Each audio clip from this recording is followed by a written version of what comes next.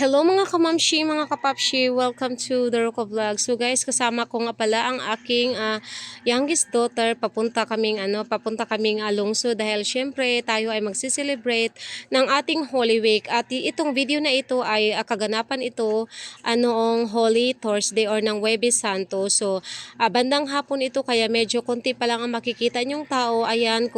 So ayan, inikot namin ng aking daughter ang lungsod. So gusto ko ipakita sa inyo ang kaganapan dito habang wala pang prosesyon. So ayan, medyo makikita nyo mangilan-ngilang tao pa lang kasi ito ay alas 4 pa lang ng hapon. So gusto kong makita nyo kung ano ang itsura ng lawes kapag Holy Thursday or na Huwebes Santo. So ayan, makikita nyo maraming paninda dito. Madalas ito hindi ito mga taga rito. Talagang pumupunta talaga dito ang mga manindahay, talagang dumadayo talaga sila ng Madre de Dios or ng Bantayan Island para lang magtinda ng mga kung ano-ano dahil kilala talaga ang Bantayan Island sa ganitong klaseng okasyon na talagang akala mo yung talagang piyesta ang datingan talaga kasi dito talaga kami nakilala at ito talaga ay tradisyon na talaga dito sa Madre de Dios or kahit sa Bantayan, ganito talaga din kami, ganito din sila mag-celebrate ng Holy Week. So, maraming paninda kaya ang mga tao talagang pupunta talaga ng lungsod para mamili ng kung ano-ano dahil nga nagsi-celebrate kami. Ganito kami mag-celebrate ng Holy Week dito sa Madre de Dios or sa kahit saang party pa dito sa Bantayan Island. So, ayan guys, tingnan nyo naman ang dami nyong makikita kahit iba't ibang klaseng iba't ibang klaseng paninda ang makikita nyo. Mayroong mga damit,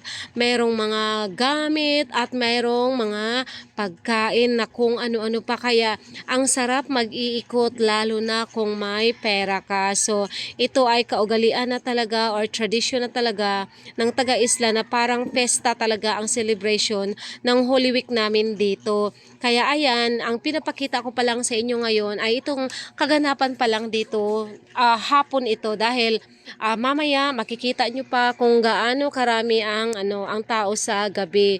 But since ito ay hapon pa kaya inikot ko na lang muna kayo dito sa mga paninda kasi ang sarap manood dito sa mga paninda. Masarap naman talaga bumili lalo na kung may pera tayo, 'di ba? So kahit na alam nyo naman kilala talaga tayo mga Pinoy no na kahit na ano man ang mangyari talagang hindi tayo nagpapaapekto sa kahirapan ng buhay, talagang i-enjoy pa rin natin yan. So ayan na, mag-iikot lang tayo kahit hindi tayo bibili, 'di ba?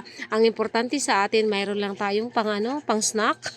Syempre pag Pinoy, food is life. So ayan na, talagang ang daming paninda no, talagang piyestang-piyesta talaga kapag Holy Week dito sa atin. Ang iba kasi talagang wala silang ganitong selebrasyon. So dito lang talaga yan dito lang talaga yan sa Madre de Dios or sa Bantayan Island. Kaya ang mga tao talagang ang naalala ko nga nung maliit pa kami, maaga pa lang, alas 3 na, maligo na kami niyan, maligo na kasi pupunta kami ng lungsod niyan. Tapos isusuot namin yung pinaka the best naming damit.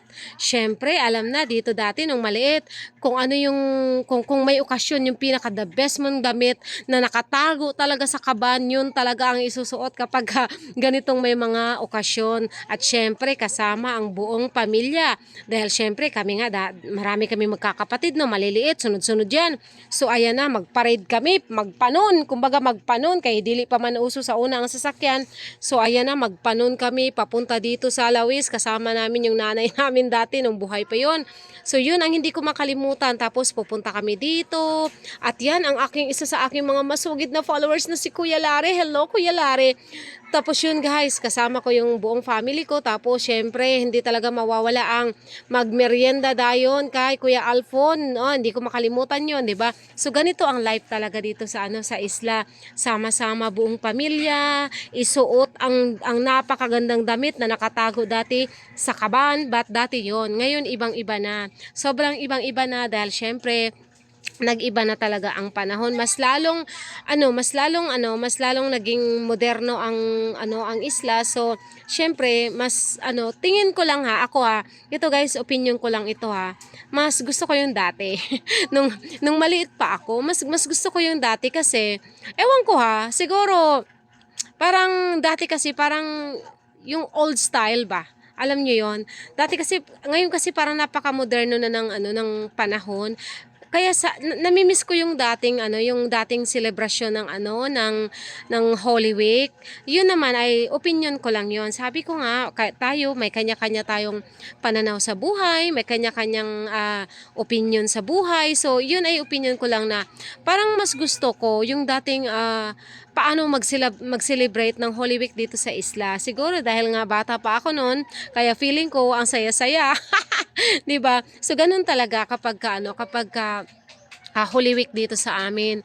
Ganito, makikita mo may nagprosesyon pero hindi pa ito talaga ang pinaka-prosesyon namin dahil ipapakita ko pa sa inyo. Hirap lang talaga ako mag-upload ng video ngayon.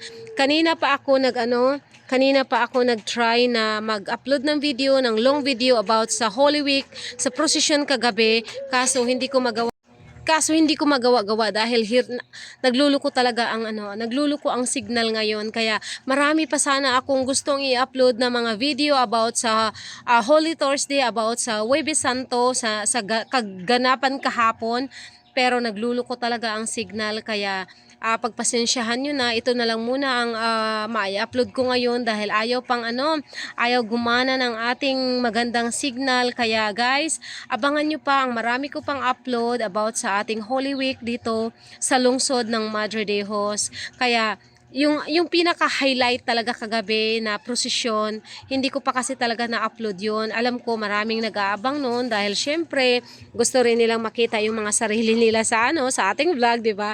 Nakakatuwa naman kasi minsan kapag nakikita natin yung sarili natin. So guys, abangan nyo ang marami ko pang upload dito sa aking The Roca Vlogs, at maraming salamat sa lahat ng mga bumabati sa akin kahit saan man ako magpunta. Talagang binabati ako ng aking mga masugid na followers. Thank you so much everyone. Sa lahat-lahat, hindi ko na maisa-isa, but maraming salamat sa inyong lahat. Thank you guys.